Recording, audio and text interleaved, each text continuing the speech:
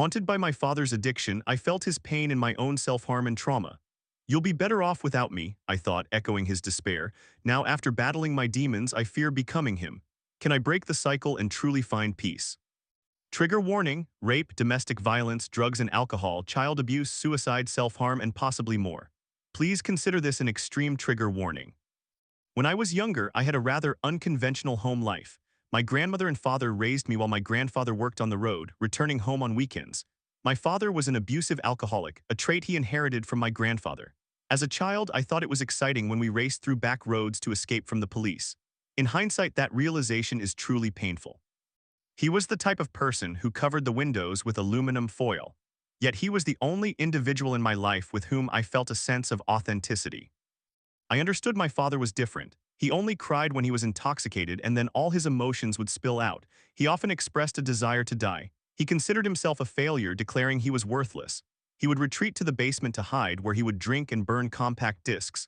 He worked when I was little, but eventually he could not return to employment. I believe his struggles stemmed from severe anxiety and a profound lack of self-worth, compounded by his alcoholism.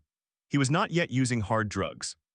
As I grew older, things worsened. He would remove the door hinges to get to me. I would sleep with my grandmother and she would lock us in. I spent many school nights driving around, blaring rock music on dirt roads with my father. I experienced affection from a man who was 21 when I was 12. To make a long story short, I believed he was the love of my life, but he raped me and was also sexually assaulting my friend and her mother. They did not inform me about it, and my supposed friend, who introduced us and was also involved with him, recorded my assault and shared it with my school. The event took place in a dry riverbed near her mother's house, which was 6 houses down from my great-grandmother's. Because it was a rural area, they could not see us from there. My grandmother drove around the corner, searching for me after noticing I had not returned to my great-grandmother's house. He fled into the bushes and ran away. My grandmother insisted on knowing what was happening, and I felt extremely upset, fearing he would never speak to me again. I was grateful she saved me, but also angry because I had built up this idea of him. He had promised to marry me, but I was young and naive. This incident was reported to the police, where I underwent a lengthy interrogation and was portrayed as someone who seduced him. He ultimately faced federal charges, but only for possessing child pornography on his phone, which consisted of footage of me from the assault. My father's behavior declined dramatically. He blamed me during one of his drunken episodes. He no longer looked at me the same way, and everything shifted. I began to regularly engage in self-harm, cutting my arms, scalp, under my breasts, and thighs, sometimes multiple times a day. The man who assaulted me refused to talk, leaving me feeling confused and devastated. I thought he genuinely loved me and that I had ruined his life. I believed I destroyed our future together. I felt humiliated for being discovered. In despair, I overdosed and had my stomach pumped. I was admitted to a psychiatric facility where I stayed for an extended period. By age 14, I began to rebel more intensely. I had been hospitalized every few months as a means to escape my home. I discovered that by harming myself, I could achieve a few weeks of restful sleep. My longest stay was for 9 months. I was 14 at that time. Child Protective Services visited our home, but I conformed to my family's mentality of silence. I was frightened of being removed from my father and grandmother, as I did not want to be placed elsewhere. My grandmother was like my angel and protector, but also significantly enabled my father's behavior. At 16, I left home and moved in with an older man. My parents had no say in the matter. I simply acted. They were aware that the police were called to our home more frequently. My father once held a gun to my head during an episode, threatening to end our suffering. I declared that I would reveal everything if they did not let me leave. I supported a grown man's expenses and lived in his mother's basement with him. After we broke up, I moved out of state. I was tossed around repeatedly, engaging in heavy drug use and entering into a verbally and mentally abusive relationship. My father pleaded for me to spend time with him and begged me to visit. And then he overdosed and died. He had been caring for my grandmother, who at this point was suffering from full-blown frontotemporal Alzheimer's disease. Quickly, she lost recognition of me. I was her world and my father's too, despite how difficult that may seem. During the day when he was sober, he was the best person, a source of joy in my life. He took me fishing and made me feel as though I was the most important person to him, and I truly believed that. I discovered I was pregnant 6 months after my father's passing. I had severe endometriosis, and after years of not protecting myself and experiencing no other pregnancies, I thought I would never conceive. This revelation altered everything. I transitioned from consuming a bottle of liquor each night to complete sobriety. Since 2019, I have only consumed marijuana, having had approximately 4 drinks since then, none of which I could finish. I developed a strong aversion to alcohol. However, something happened a couple of years ago that brought clarity to it all. I suffered a genuine psychotic break. I expressed intentions to take my own life and urgently needed to be taken to the hospital because I recognized that my child needed me. My mind was telling me I was harming him, that he would be better off without me. I experienced the same terror my father must have felt, the overwhelming feeling of inadequacy that makes you want to vanish. Later, I was diagnosed with bipolar disorder. I began medication, and for the past year I have maintained stability. My son's biological father is incarcerated for a long time after violently assaulting me in front of our child, an event that nearly cost me my life. About a year after that incident, I felt renewed. I reclaimed myself, I learned to love myself. Then I met my son's father figure. He is intelligent, stable, goal-oriented, patient, and kind. He shows up for me. Yet because I was unmedicated for a long time and unaware of how deep I was in a bipolar episode, our relationship became toxic, resulting in our breakup. I did not want this outcome, but I formed a friendship with a work colleague who was incredibly supportive. She was the stability I needed during tough times, as she had children who enjoyed spending time with mine. She provided me with encouragement and support in ways my ex did not. It was not that he wouldn't support me, but this woman acted like my ideal partner. She constantly told me that my ex was abusive, and for some reason I believed her. For 7 long months, I helped raise her children. I discovered we had nothing in common. She used ChatGPT to communicate with me and even fabricated her name to hide the number of times she had been divorced. She would not assist with the kids after I moved in. She refused to unpack or clean the house. It was as if she had transformed into a completely different person. She wouldn't even watch a movie with us, and I found myself solely responsible for raising 5 children. They were wonderful, but it was too much. I pleaded with her to simply spend time with them. They missed their mother and needed her presence. 7 months in, she informed me that the house contradicted requirements necessary for my child's medical safety. She was aware that I had a child with medical fragility and knew my stance on this issue. She shared this with me as I was recovering from a hysterectomy on day 1. 3 days later, my child became very ill. She indicated that it did not matter as long as her children remained healthy. The implication of her statement was that my child's well-being was unimportant as long as we still had hers. I remembered her saying she was grateful that her other child had died, claiming her happiness stemmed from the loss because without it, she would not have the child that followed. I promptly told her that she could not accompany us, that I could not endure another day focused only on her, and that after making that statement, I doubted whether we could recover from our issues. I was simply done with the nonsense. I understood that if I did not feel comfortable around her in the hospital, nothing else mattered. I was informed that no one in the intensive care unit, specifically in cardiology, was willing to assist my child due to his heart condition. It is exceedingly rare, especially for someone so young. They advised me to prepare myself. He was either going to be flown to another facility or transported in an ambulance to a children's hospital. By this point, my medication had begun working, and for the first time in over a year, I felt more clear-headed. Each outburst she directed at me compelled me to reflect on my behavior while unmedicated. I recognized I had been nearly impossible to please during my last relationship. I realized I had never truly recovered from it. I missed the profound connection and trust, the accountability, and the partnership we had. I regretted separating my son from him. They had shared a strong bond.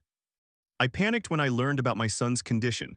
I called my ex and explained what was happening, and he promptly arrived. His entire focus was on our son. Our child screamed "Daddy" upon his arrival. It felt like nothing had changed. We concentrated on our child until he was discharged. I expressed my apologies for my role in everything that had unfolded. I acknowledged my mistakes and explained the steps I had taken to improve. I told him how fortunate I felt that he had come to support our son. Love radiated from his eyes, and he met me with total forgiveness. He drove us home after we took the ambulance, and during the ride, he held my hand. We cried together, feeling immense gratitude. My ex-girlfriend remained oblivious to him re-entering our lives. She expelled us from the house while my child was still hospitalized. She withheld all my money and our possessions, leaving us without a place to go. Consequently, my child and I shared a bed with my ex while he slept on the couch. The following night, we all slept together with our child between us. He expressed he felt safe and happy, falling asleep while he held our faces. Eventually, I stayed with my cousin until I could secure a new place a week later. I created my son's room based on his requests, and for the last 2 months, I slept on the couch until I could afford to furnish my bedroom properly. Fortunately, everything is back together now. I harbor no remorse for my ex. I merely feel a sense of happiness for having my partner back. Occasionally, I battle feelings of guilt. I reflect on the chaos that bipolar disorder has caused in my life and in the lives of others. Despite her pleas for me to remain with her when I insisted I only wanted friendship, I still felt like a user simply because that was what she claimed. She accuses me of being a narcissist, and I sometimes wonder if there's any truth to that. I find joy in being close to my ex and what we are building together. We have decided not to move in together immediately and to only see each other on weekends, which has been genuinely enjoyable. For the first time in my life, I feel mentally clear and happy. I believe my mind has remained lucid for almost a year since starting medication. I take my medical regimen seriously, and for the first time, everything is aligning perfectly. I am experiencing gratitude as I never have before. While I felt it at times, it was never on this level or in such a selfless manner. I usually felt insignificant, merely existing day to day. However, I fear that my trauma has left me irreparably damaged. I sometimes feel like broken goods. Despite being told that I am a good mother, I wrestle with inadequacy. I work diligently at my job and have received compliments for being a blessing in my role as a caregiver. People view me as a saint. However, I perceive myself as simply sensitive to the needs of vulnerable individuals, feeling a deep need to nurture and protect them, which is why I excel in that capacity. So yes, I often see myself as a failure. I have pity for my ex-girlfriend who in essence stalked me, although there is much more backstory, but this is already lengthy. I regret that I do not care about her. The moment she made a comment, I stopped caring. When I was able to firmly say, "No, you cannot come," it felt as if a weight had been lifted from my shoulders. But honestly, I genuinely do not care. I am anxious about encountering her since I know she can easily lose her temper, but otherwise I feel nothing. I despise how I squandered so much of my life. Even clarity feels confusing. It seems as if I do not deserve it, that there is something wrong with me, or that I will be abandoned like my mother left me when I was young. I detest being bipolar. I break down thinking of how my father must have felt before taking his life. I completely understand his struggles. It is a challenging life to lead, a difficult reality to maintain, and utterly bewildering. I am determined that this will be my final relationship. If it does not succeed, I intend to co-parent if possible, and I am finally at peace with being alone, at least until my child has grown. But I desire to keep my current partner. I do not know, at times I feel like the devil. I have hurt so many people with my actions when I was unmedicated. Most of those individuals have since passed away. Thus, I grapple with the feeling of being a bad person. I am safe, I harbor no thoughts of self-harm. I am speaking clearly and logically and have ensured through professional consultation that I am not experiencing mania. Story 2. Disillusioned Army vet discovers wife's betrayal. I wasn't a soldier, I was her financial safety net. After a year-long affair with my wife's professor during my deployment, I returned to find her pregnant and STD-ridden. Now free, I finally found happiness, but at what cost? When I initially enlisted in the military, I was quite naive. I genuinely trusted the recruiters on several matters without understanding the distinction between doctrine, the way things should be, and reality, the way things are. Consequently, I believed that officers were the most accomplished and intelligent individuals who were distant yet undeniably focused on the mission. I also thought that non-commissioned officers were the most skilled and capable soldiers who were promoted purely for being the best they could be. Finally, I believed that we soldiers could find a family among our comrades who enlisted to uphold and defend the United States Constitution against all enemies, both foreign and domestic. However, I discovered in my first year that, with few exceptions, none of these stereotypes held true. I had married my high school sweetheart, who was a couple of years younger than I, and I was eager to establish myself as both a soldier and a man. I was willing to volunteer for overseas deployments, combat, and the most challenging tasks. Coming from an impoverished background, the military was the best means of escaping poverty and entering the middle class. The pitch was that if I took care of defending the United States, then the Army would ensure the well-being of me and my family. Unfortunately, this did not turn out well for my 19-year-old bride and me. By the way, all names have been changed. My initial military training included boot camp, airborne qualification, and ranger training. I ticked off many boxes and was considered an official badass according to the United States Army. However, rather than being assigned to a team within the Special Operations Forces or the 82nd Airborne Division, I was dispatched overseas and assigned to a security detail that had nothing to do with being an elite warfighter. It was just luck of the draw. Without going into detail, the security job consisted of 24 hours on and 24 hours off, followed by an 8-hour work schedule for 3 days. However, due to downsizing and the numerous conflicts abroad, the United States Army reduced our personnel from 5 shifts down to just 2. As a result, instead of the promised work schedule, my peers and I worked 24 hours on duty, followed by 6 hours of administrative duty and then 18 hours off duty every day of the year. Rather than 2,000 hours a year, we were working close to 5,000 hours annually. This is how I was unable to maintain my job and my marriage during my first military assignment. My wife had a high school diploma but no additional education or training. So while I was on duty, she spent many hours at the on-base recreation center surrounded by hundreds of other young soldiers. Erin 19F was a beautiful woman with blonde hair, blue eyes, a model's figure, and an incredible smile. She was the archetypal cheerleader in high school, but she was also exceptionally intelligent. We planned for her to take college classes while I provided for us. My shifts were exhausting, and within the first few months I suffered physical and psychological damage from the relentless 24-hour shifts. By the time I returned home, all I desired was a hot meal and sleep. As newlyweds, we had intimacy typically 3 times a week, but I was often so worn out that I would sleep immediately afterward. Thus, Erin's attention began to drift. She was enrolled in some college courses, and overseas it is common for officers to earn extra income by teaching night classes as adjunct professors. One such professor was an officer, an O3, whom I will refer to as Captain Dustin. My wife would constantly praise how intelligent Keith was and how much she enjoyed his classes. After hearing so much about how wonderful this instructor was, I attended one of her classes and peeked through the window, observing her facial expression, which suggested she had a crush on him. When we eventually met, I had to address him as Captain Dustin, while she simply referred to him as Keith. I immediately felt uneasy about their teacher-student relationship and was concerned about their activities after class. But the 24-hour shifts never let up. Towards the end of my assignment, my wife requested a legal separation. I suspected it was related to Captain Dustin, but lacking the financial means or the time to investigate those 24-hour shifts, I simply signed the separation documents, returning her to the continental United States 6 months before my rotation. Later, I discovered that my wife's request for legal separation coincided with Captain Dustin's return to the States. I completed that tour of duty 6 months later and was surprised to find my wife seemingly ready to renew our marriage. I loved her dearly, and having been raised by a divorced mother, I never wanted a divorce. In fact, I had made it a life goal to stay married. So I welcomed her back. Part of the reason she returned was that my mother-in-law pressured her into coming back to me. We relocated to a new duty station and were assigned 8-hour shifts. I had received a few promotions, and by then we had enough disposable income to enjoy dining out and date nights. One day I returned home early and heard the phone ring just as I entered the house. This was before widespread cellular phone usage, so we had a landline in the kitchen and another upstairs in the bedroom. My wife picked up the phone and said, "Hello, Keith."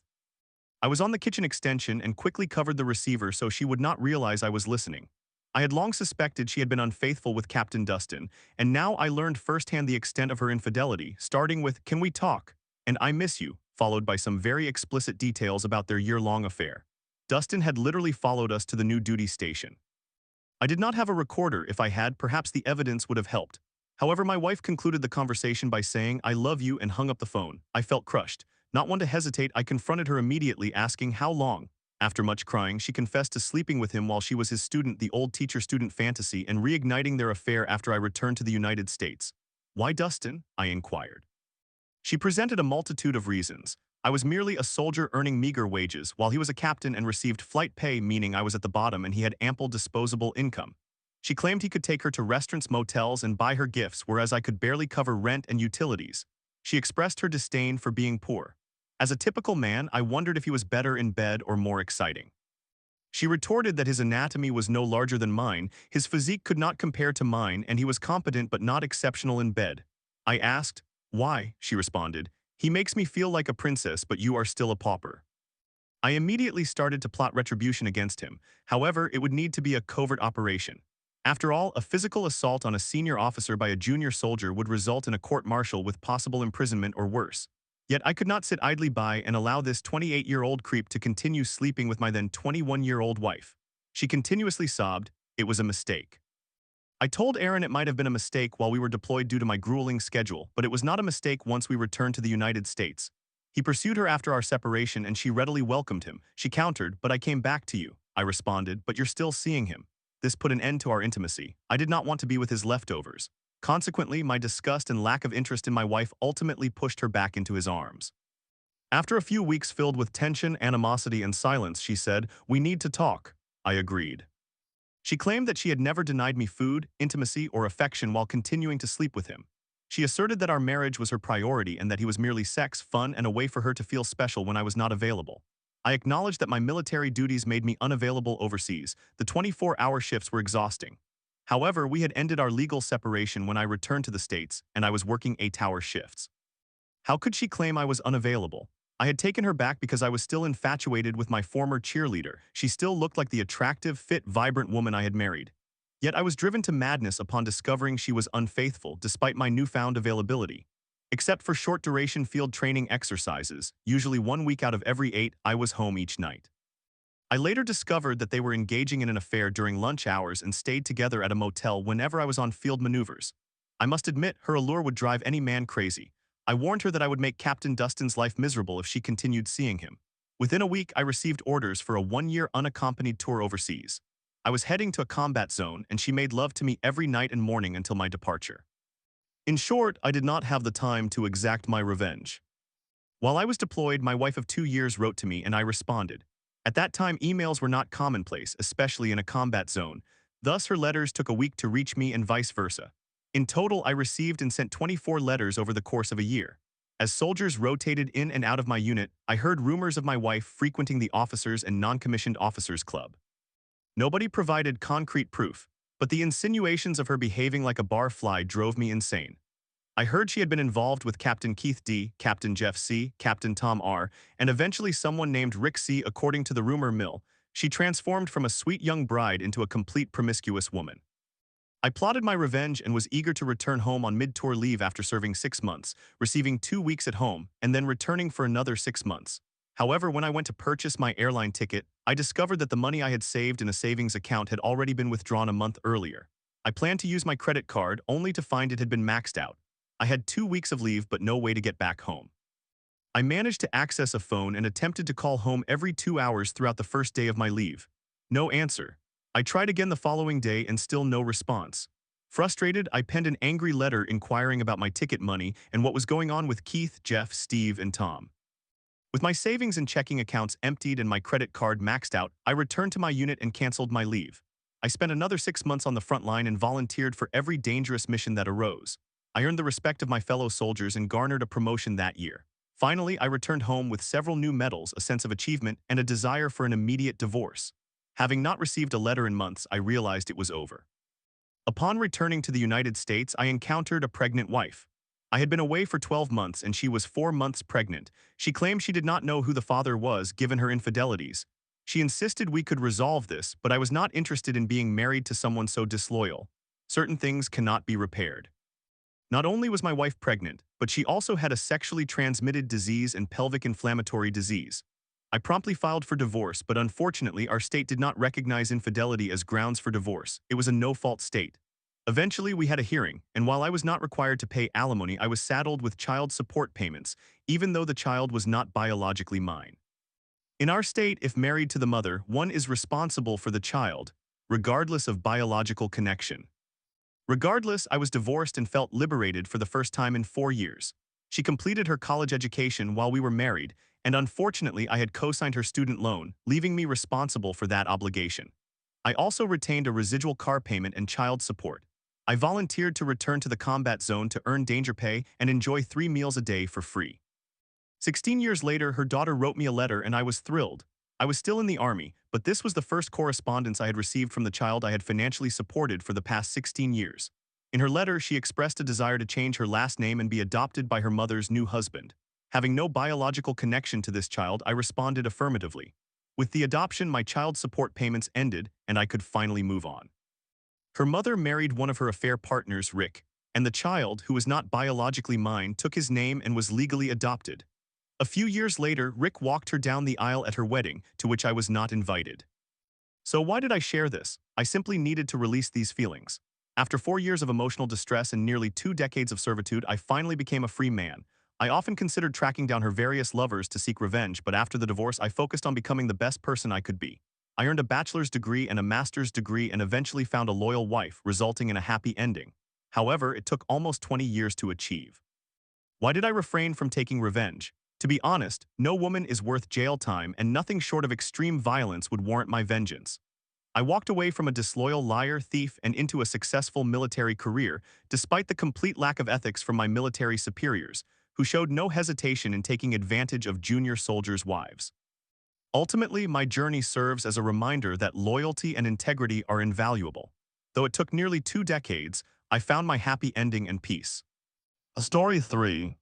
Addicted to the chaos, my toxic roller coaster with Abby left me devastated and alone. "You're unlovable," she said, tearing me apart. Despite my friends urging me to cut ties, I found myself back together, spiraling into risky behavior. Can I finally break free? My relationship with Abby has been a complete mess, a true roller coaster of extreme highs and soul-crushing lows. We initially ended our relationship in early February. It was dreadful. She had numerous anxieties and insecurities, frequently accusing me of being unlovable, a cheater, and claiming that everyone hated me. It genuinely affected my mental state. Following the breakup, I was in disarray. I experienced intense emotional pain, akin to a physical weight pressing on my chest. I could not stop thinking about her, obsessively checking her Blue Sky account and any social media I could discover. I was desperate for some form of validation, so I immediately downloaded Tinder and Hinge. The likes provided me with temporary satisfaction, but when the messages began to arrive, I felt overwhelmed. My friends and family all advised me to distance myself from her, asserting that she was harmful to me. My friend Chris even assisted me in removing all her belongings and recommended that I delete her number, which I did.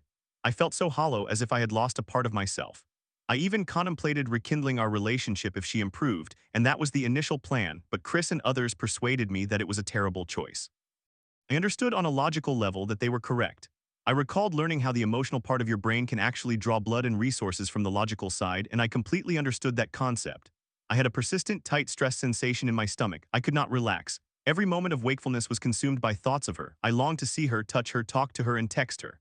I felt she was perfect for me, but I was also aware that she was struggling. I even began to blame myself, thinking that I exacerbated her anxiety and self-hatred. At times, she would not eat, believing I would appreciate her more if she were thin. She feared that I would cheat, which alarmed me because honestly I had fantasized about being with other people. I never acted on that impulse, but the thought was definitely present. At the end, she said dreadful things, claiming that I was self-centered and that everyone despised me. She even utilized the way my friends treated me as ammunition, essentially labeling me unlovable. The most frightening aspect was that I thought she might be correct. It was as if she could see into my mind. She understood that the decision to break up was not solely mine. I felt like a terrible person. I was lonely, I had been bullied while growing up, and I had always struggled to forge friendships. I harbored a desperate need to be loved.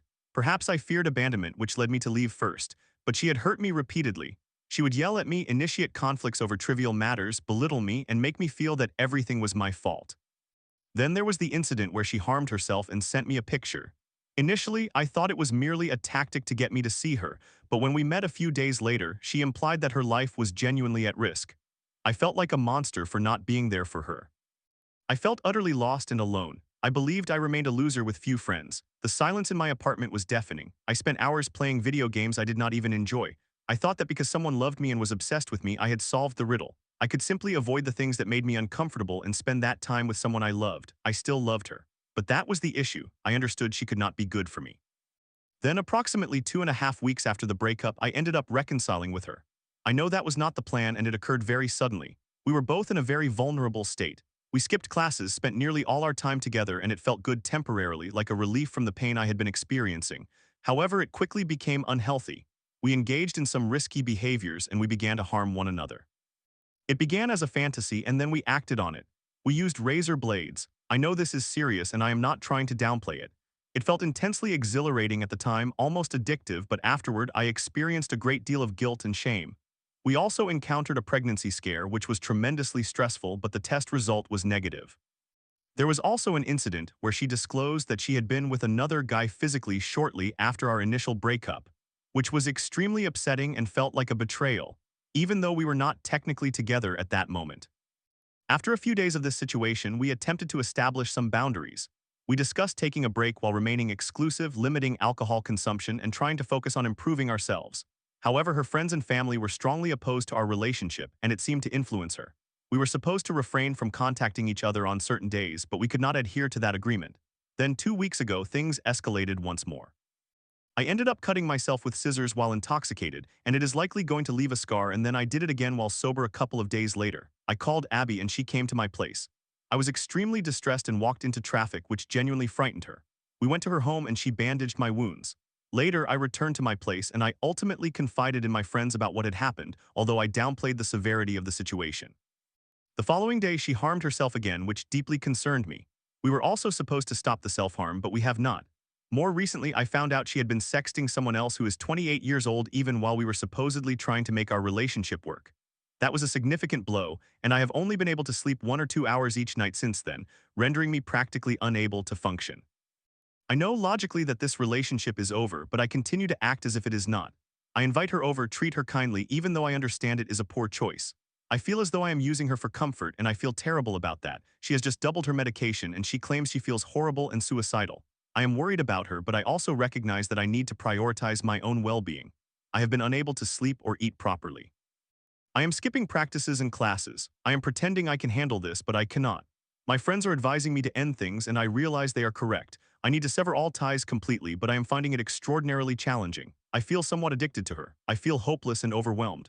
I still cannot sleep more than an hour or two each night, and I have constant headaches due to sleep deprivation and an inability to eat. Since this situation began, I have lost 20 pounds, and I recognize that breakups are not easy, but this feels like something extraordinary. I have tried everything within my power to sleep normally and eat properly, but I believe what I need the most right now is time to heal. In summary, my relationship with Abby has been an emotional roller coaster of extreme highs and devastating lows. We broke up in February, but I struggled to move on, obsessing over her and feeling lost. Against my better judgment, we got back together, but things quickly turned unhealthy, resulting in risky behaviors, self-harm, and emotional turmoil. She was unfaithful, and I spiraled, losing sleep, skipping classes, and neglecting my well-being. Despite knowing I need to cut ties, I'm struggling to let go. I am exhausted, emotionally drained, and desperate to heal, but breaking free feels impossible.